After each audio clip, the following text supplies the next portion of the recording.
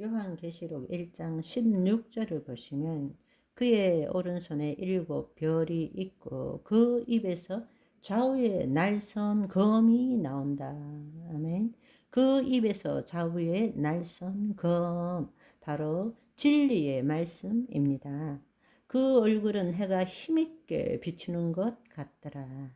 그런데 대부분의 성도들은 바로 에베소서 6장 17절까지 14절에서 17절까지가 전신갑주라고 이야기를 합니다. 그렇게 생각해요. 그런데 정말 중요한 것은 그것은 로마 군인을 모티브로 로마 군인의 비유를 생각하니까 그것밖에 생각을 못하는 거예요. 그렇지만 우리는 지금 영적 전쟁을 벌이는 것입니다.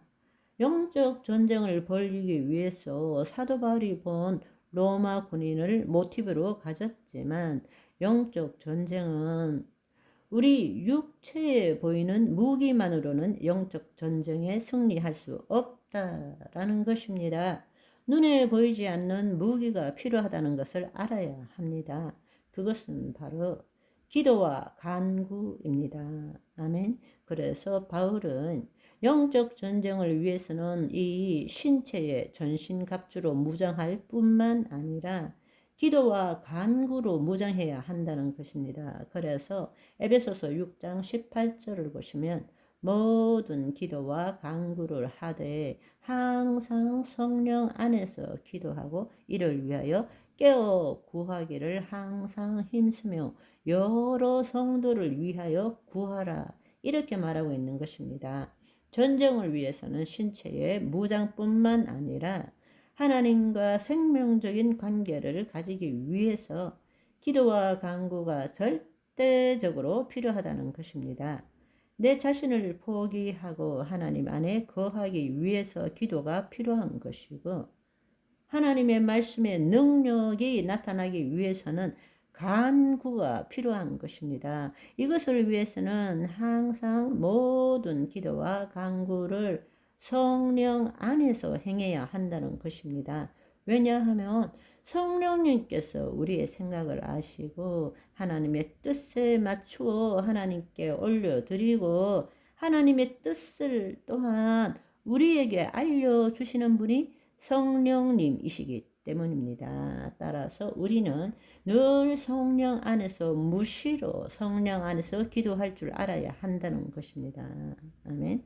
그리고 그 일을 위해서 늘 깨어 있어야 한다는 것입니다. 늘 지속적으로 끈기를 가지고 인내를 가지고 내가 쭉 뭘 하다가 보면 나도 모르게 거짓자로 돌아가서 내 생각, 내 감정으로 빠질 때마다 그때도 성령을 통해서 깨어날 줄 알아야 한다는 것입니다. 실수를 하지만 이제는 우리가 자신의 생각과 감정에서 어떻게든 벗어나서 내 혼이 그리스도 안에 들어가는 쪽으로 훈련하는 것이 아니라 계속적으로 인내와 끈기를 가지고 하게 되면 나중에는 어떻게 되느냐? 붙들려 나가기는 해요. 그렇지만 늘 그리스도 안에 거하는 것입니다.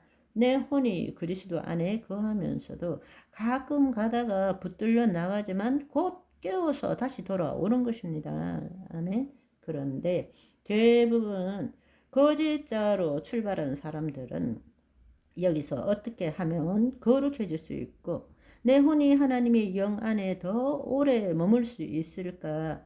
이것을 영성이라고 생각합니다. 아니요. 그것은 영성 훈련이 아닙니다.